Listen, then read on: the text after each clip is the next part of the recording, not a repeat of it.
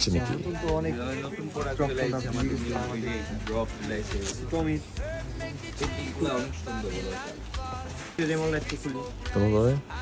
টমির এই যে একটা কালার আছে আচ্ছা এই যে ফ্রেশ ব্ল্যাক কইরে ড্রপ তো আগে দিছে অনেক পড়ছে এইটার যে কইরে ফিল যেমন কামড় মুটা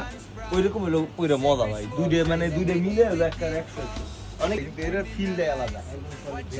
নেক্সট না যেটা আমি এটা বই দিয়ে